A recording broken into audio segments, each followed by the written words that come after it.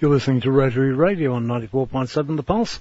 And just before the break, we were talking with Sue Williams, the Assistant Governor for Youth Services, and she happened to mention the activities that go on at the Rotary Club of Horsham East. In particular, a young man by the name of Brenton Johnson, who I gather his friends call him Jono, and he's on the line now. G'day, Brenton, how are you? Oh, I'm well, thank you. How are you? Not too bad. Well, we had a bit of a run-through yesterday, so you know all the questions we're going to ask, and you've already prepared the answers, no doubt. I've grabbed some information quickly. The first thing I'd like to touch on, of course, is the Volunteer of the Year Award. Firstly, congratulations on winning the award, and secondly, how did you do it? Yeah, well, it was a lot of work. Well, essentially what the award was, it's a biannual award, so it's done every 2 years, and this is the first time they actually run it. So it actually run over 6 council areas, so Northern Grampians, Horsham, Yarra-Yambiak, Hindmarsh, West Wimmera and Bullock Shires. So quite a big area, and it wasn't Horsham-centric either. My 2 competitors, one was from Dimbulla and one was from Witchyproof. It was really interesting hearing what kind of stuff they were doing. But yeah, essentially my work through Rotary is half the reason I got it, I suppose. People keep giving me jobs and saying you'd be good for that, and here's a stack of paper, and yeah. So were you nominated by a Rotarian or by your club? Yeah, so a good friend of mine, Brian Thomas, who's a Rotarian in my club, he nominated me. I sort of said, this is what I've been doing, gave him a heap of information. I said, would you nominate me? And he said yes, and the rest is history, really. So tell us what some of the things are that you were nominated for. Yeah, so, well, my work with my club is I'm sort of the IT guy. I'm the go-to guy with the IT. So. Oh, boy, I need you. I get all the social media marketing. Every time there's an IT question, I get that question. So I've actually got the bulletin at the moment, so I'm producing the weekly bulletin, which is interesting. And, I'm also on the Ryla District Committee as well with Rotary. Right. And I'm on a board in Horsham, and I do all sorts of things, but yeah, you pretty much just keep busy. But there's also something that Tony Stewart, who's sitting beside me, mentioned before about a loan scheme that you've been behind. Yeah, Kiva. Yes. Always love standing up and talking about Kiva. Oh, well, tell us about it. It's a really, really innovative solution. Basically, what happens when you donate to charity is you go, here's $10 a month, and you just trust that they're doing whatever it is that they're doing with it. Even with microfinance, you'll give $10 to an organisation and they'll go out and invest it and do some really good work with it. Well, Kiva's a little bit different in the sense that the microfinance organisations will put up a loan, so they'll go, okay, here's Bob in Cambodia and he wants some money to put some seed in the ground so he can grow some food, feed his community, make some money, but he's got no money. So can you lend him $600? And then it's split up into $25 lots, and then it's sort of crowdsourced. So a whole heap of people will put in $25, $25 until he gets to that $600. Some of the retail ones, they pay you back over the time, but a lot of the farmers, like, you get paid when they get paid. So you'll get that $25 back, and then you can go out and re-lend it to someone else, or you can pull it out if you want. But pretty much, it's $25. It's not much for us, but it really changes lives over there. So I've heard about these schemes in the past, not this particular one, but certainly I've heard of this sort of program. Could you tell us how is it managed from? Is it a Rotary program, or is it managed from Australia, or how does it actually work? Yeah. So it's actually an American website. Okay. But basically they're sort of an intermediary. So the microfinance organisations are the guys on the ground, and Kiva just sources the capital for them. Okay. So if they need a loan, they go to Kiva and say, oh, can you find us some money? They'll put the bob up from Cambodia, and then people will find those loans, choose which ones they want to support, and then they'll support them, get them fully funded. Then Kiva will transfer that money to the microfinance organisation and then get that money back off them. So they don't actually do any service delivery as such. Yes. They go into developing nations and try and build partnerships and stuff. But essentially, they're just the middleman. And how many countries approximately? I think we're up to 75. 75. Countries. Yeah, including America actually. There's a new program called Kiva Zip, which is zero interest.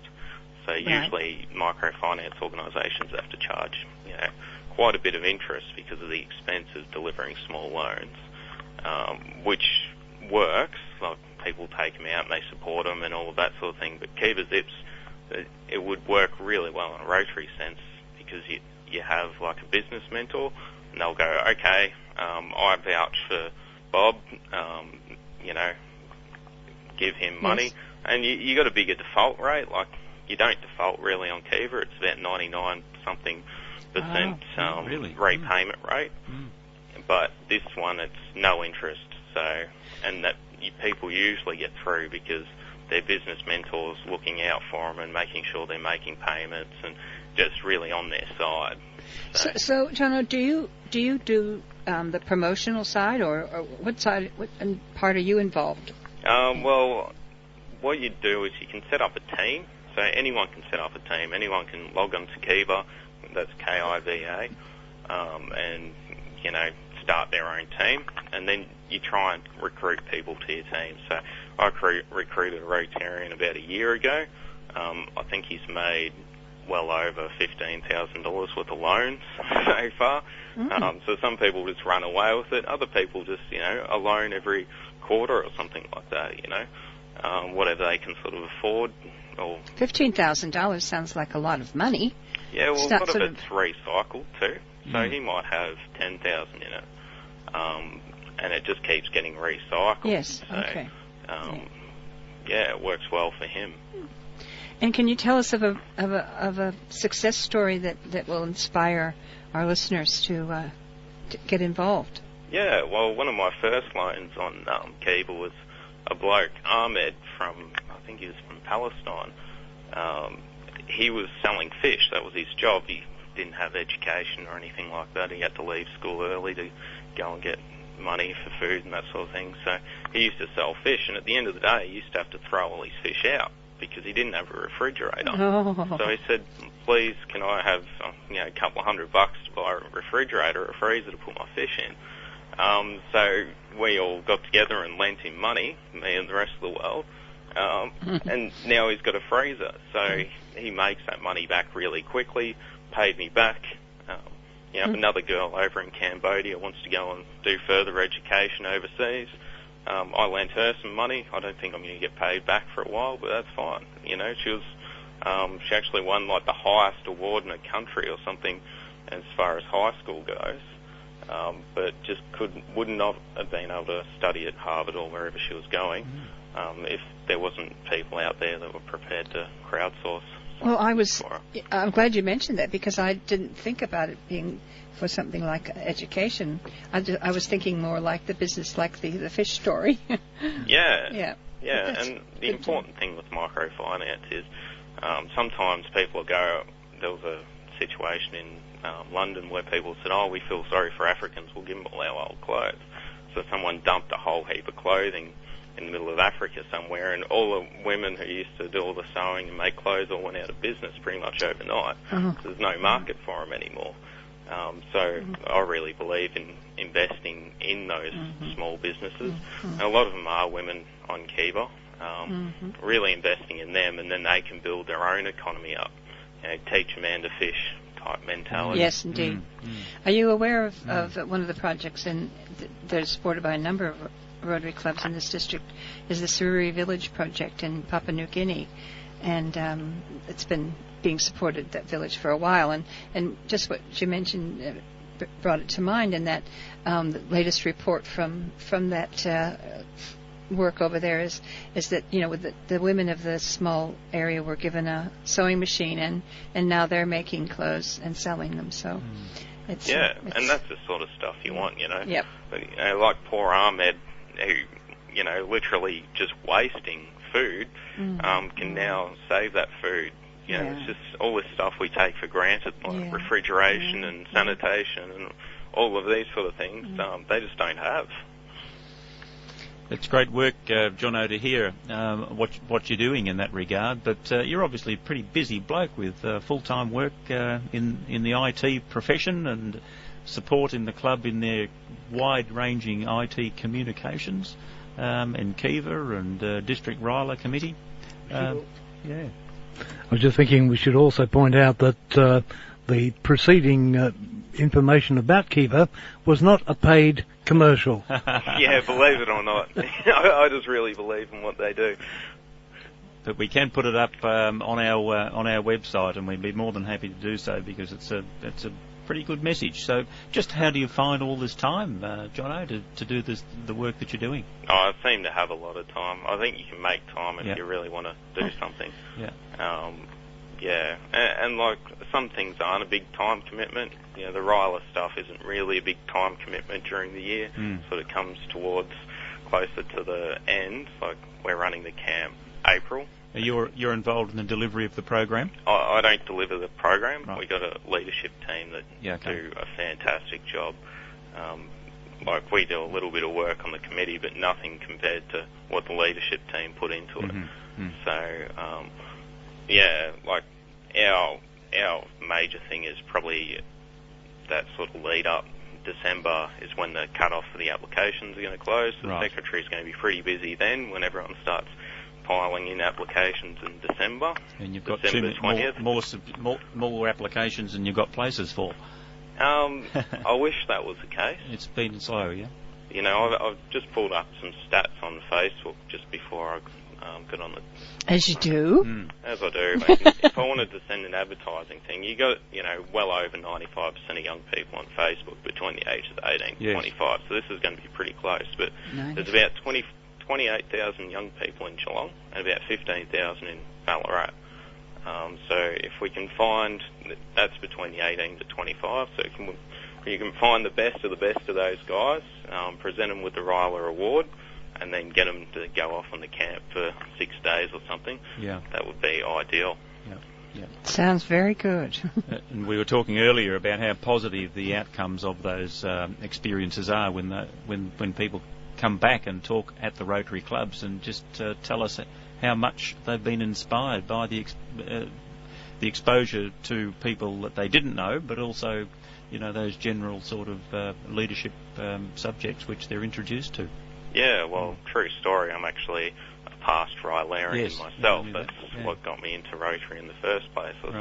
I walked into a local Rotary club and I said, who is Rotary? Why'd they spend all this money, paid for me to go away? It was all free. They even drove me down there. Yep. Who are these people? Why are they doing these things, And about 4 weeks later, I was a member. Is that right? It's worked out quite positively for me.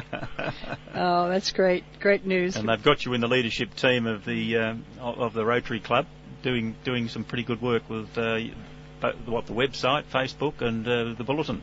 Yeah, we're looking at the website stuff at the moment. So, it'll be interesting to see. I think we're going to go WordPress and try and get, say, 5 members get up there and blog and put content up there all the time. But we'll see how we go with that. Now, you want to be careful too, Brenton, because you could finish up with week-long RILA camps every week of the year. Yeah, I don't know about that one. That might be a bit full on. Well, if you go via the advertising on Facebook, and you just quoted the numbers of people in the Geelong area, the mind boggles at what could be done. There's lots of opportunity, isn't there, to Well, every single one of those 28,000 people are going to get something out of RILA. Yeah. But we want as many applications as possible. We want clubs to be ringing us going, we're flooded, we've got too many great participants, because we can always find another club that's prepared to put up the money for them usually. So if you do have more than you can pay for, and they are quality candidates, give us a call. We'll make sure they get there. Yeah, well, that's a great message to get out there, Jono, so that if clubs are in that position, they should get in touch with you or any other member of the RILA committee. Yep. Well done. All right, well, if people are interested in learning more about it, can they contact you direct? They can, yep. How do we go about it? Well, if you're on Facebook, you just search me, Brenton Johnson. You can call me on 0423 673 214. And, yeah, I'm on email and all of these sort of things. But I'm not hard. You pretty much just Google search me and I'll come up. We did do that, and we did find a number of references, Brenton. yeah, I'm on LinkedIn, I'm on this and on that. I'm pretty well connected in. Yeah. Well, all the best to you. Nice talking to you. Yeah, thank you. You too. Jono, thanks for being a part of Rotary Radio this week, and as I said to you yesterday, it's dead easy. You don't have to do much. I can't believe how quick it went. No, it's funny. It's funny about that. We'll look forward to having you back another time. Excellent, that'd be great. All the best. Thank you. Bye. Speaking with Brenton Jono Johnson, and he's with the Rotary Club of Horsham, and a dynamic young man, to say the least. We'll be back after this break.